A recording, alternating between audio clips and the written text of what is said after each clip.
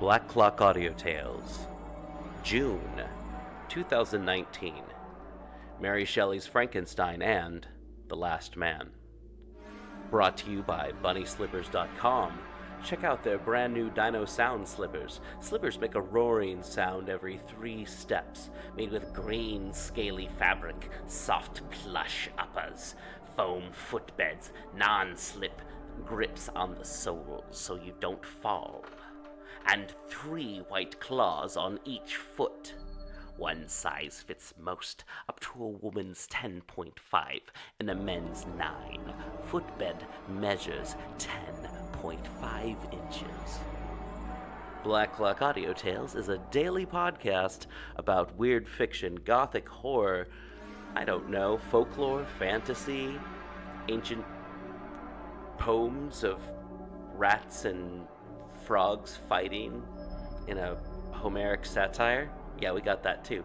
We got a bunch of Lovecraft. We got a bunch of Robert E. Howard, Sir Arthur Conan Doyle. We got it. I mean, we're Black Clock Audio Tales. Look for our podcast anywhere you find podcasts. We suggest Podbean, Apple Podcasts, and why not go to Stitcher? Find us on the web at pgttcm.com and at Black Clock Audio on Instagram, Twitter, and Facebook, and Black Clock Audio Tales on YouTube, in case you feel like watching us on YouTube for some reason. Check out People's Guide to the Cthulhu Mythos on the last Tuesday of this month.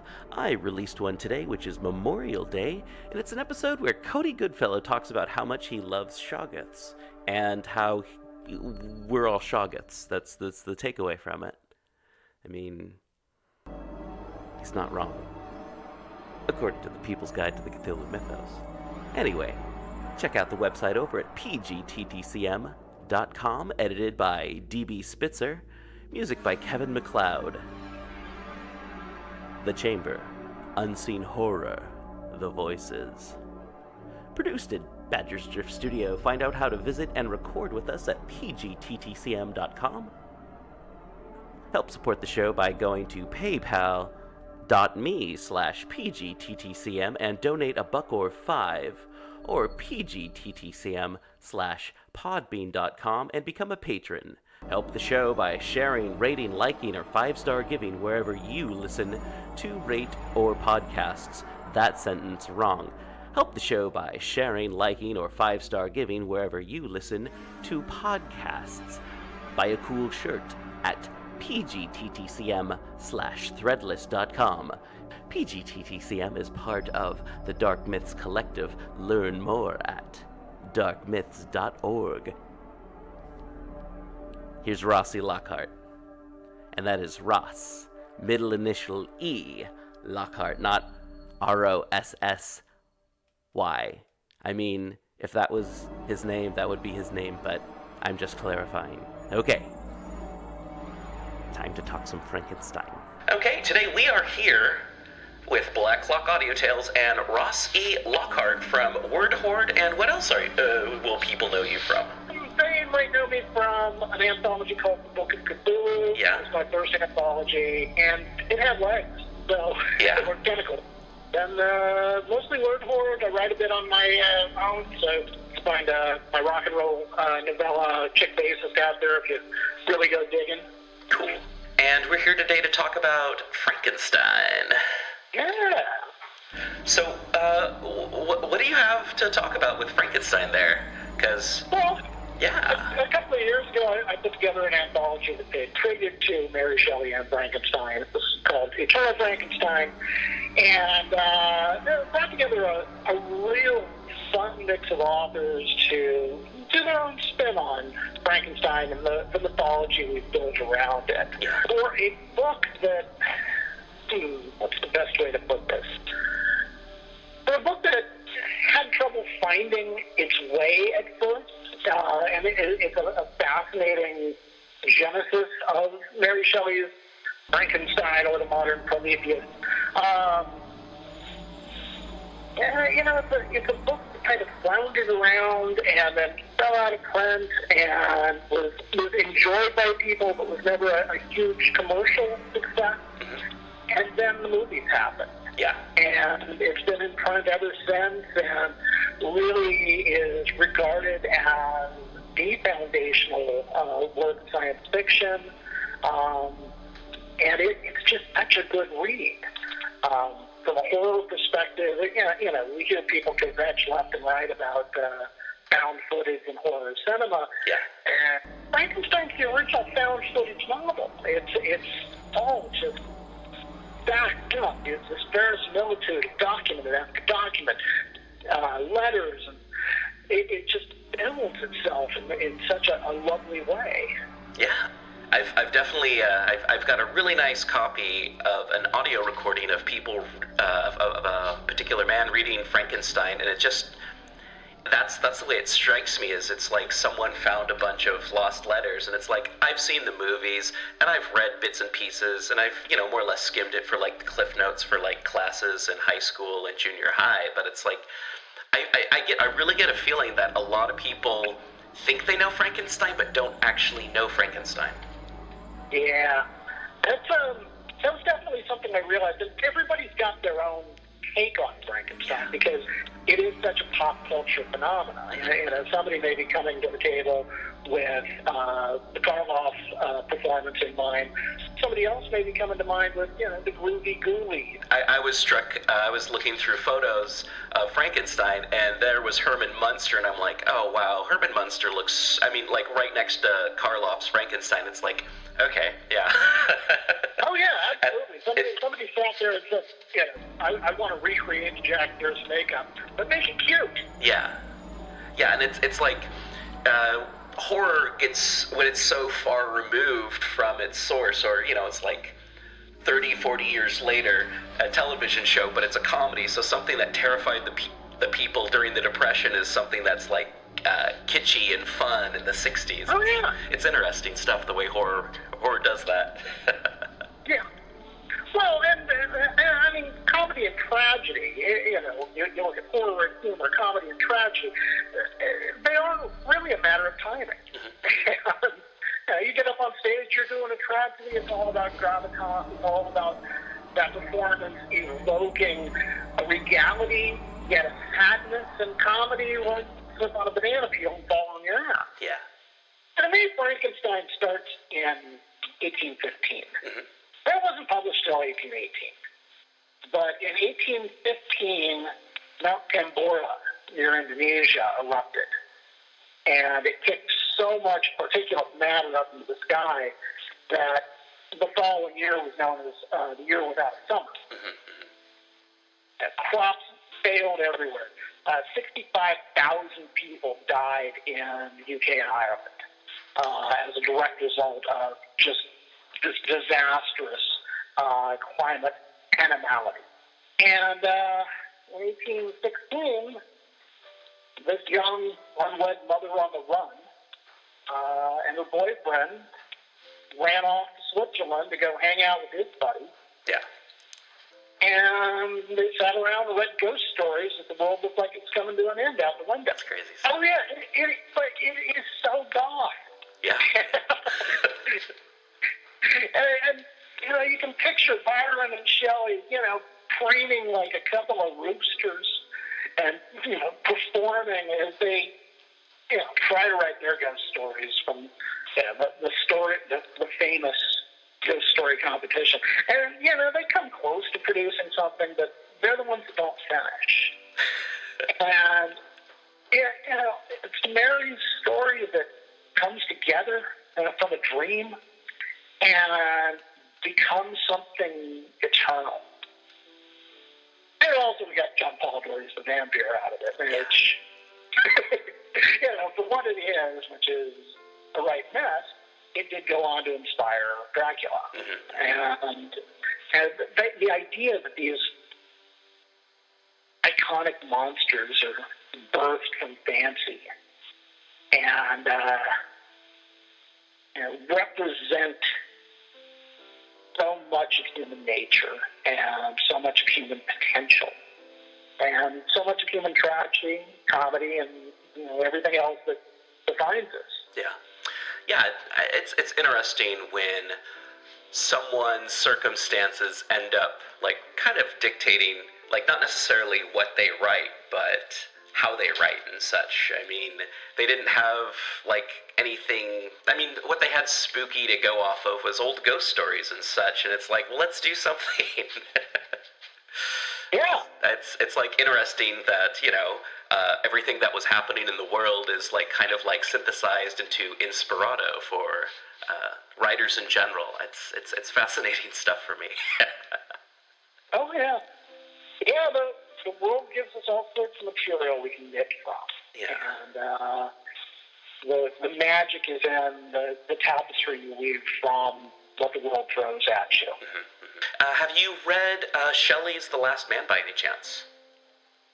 It's been years, and it's no Frankenstein. Yeah. You know, it's a really neat insight. Frankenstein is her crowning achievement. Sure. A lot of her short fiction is very formulaic and is very crafted for the magazines it appeared in.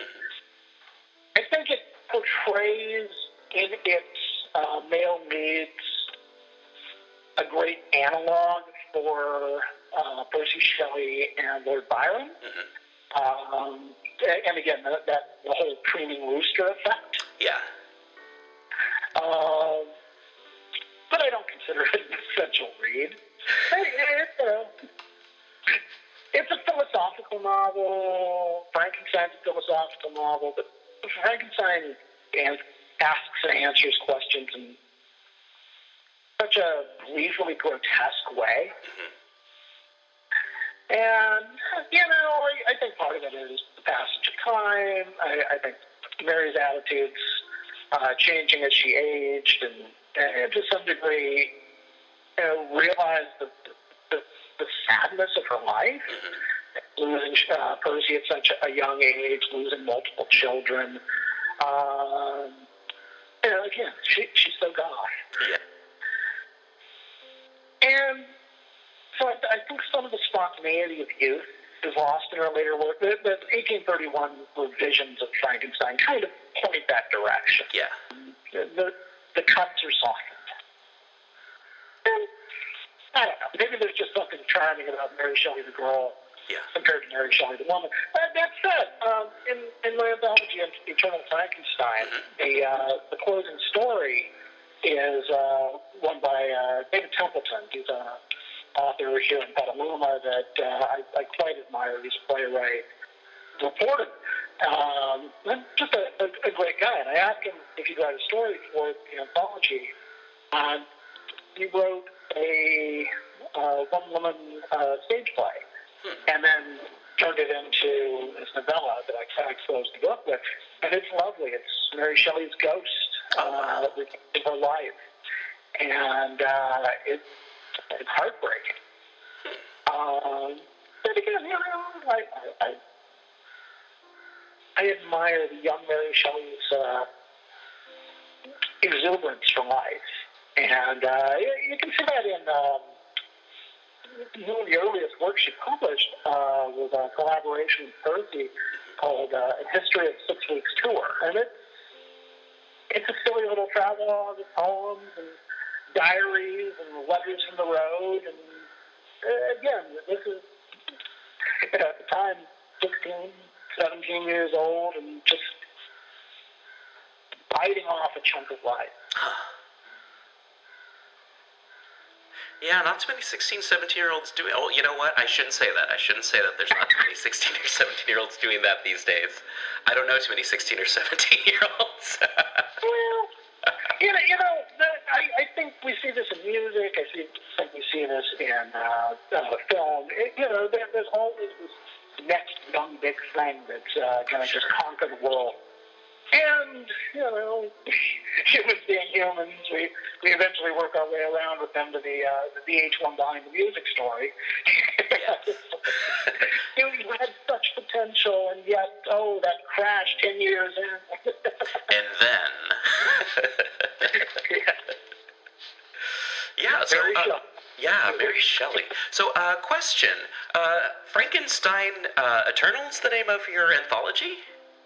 Yeah. Yeah, and how long ago did that come out? So, it was initially released in hardcover in 2016. Yeah. And again, to mark the anniversary of the Ghost Story contest. Yeah, okay. But also knowing that the 200th anniversary of the publication of Frankenstein would be 2 years later in 2018.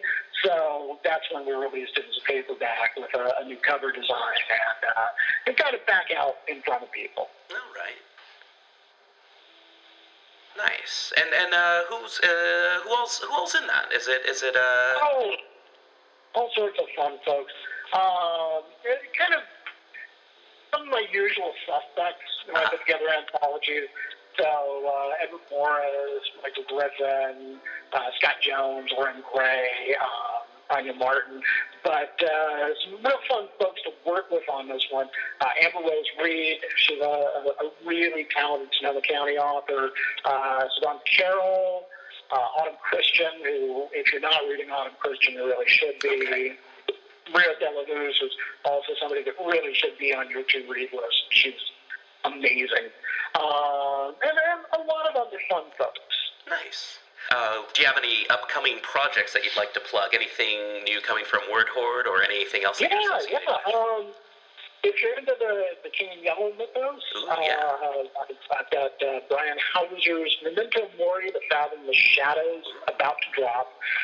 It is just this great, weird novel, but in the form of a memoir.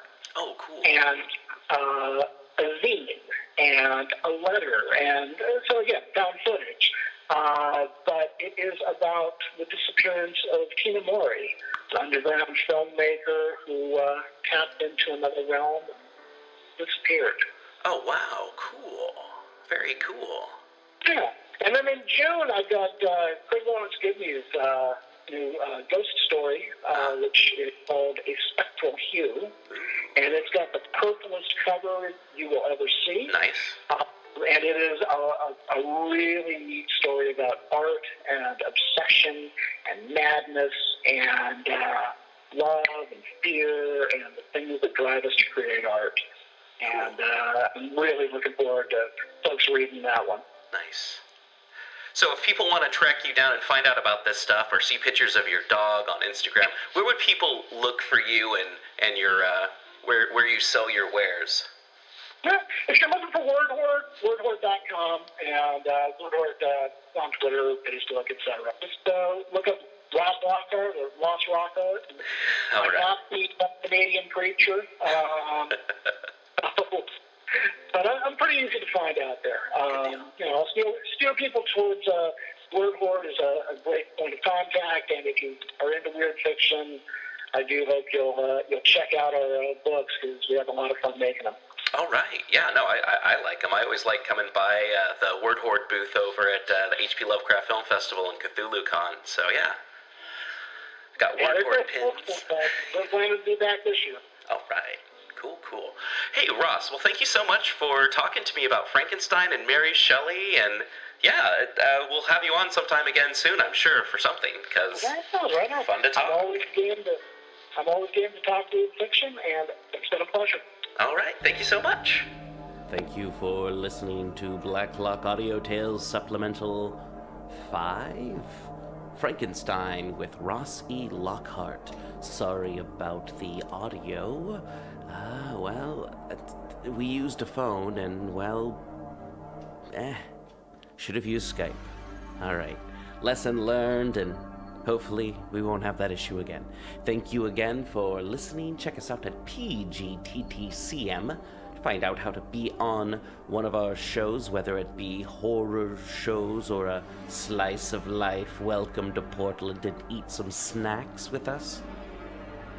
People's Guide to the Cthulhu Mythos is our monthly guide to the Cthulhu Mythos, where we have guests and we talk about various things about the Cthulhu Mythos. This is Black Clock Audio Tales, daily show about spooky stories, gothic horror, traditional folklore, fairy tales, and all that kind of fun jazz.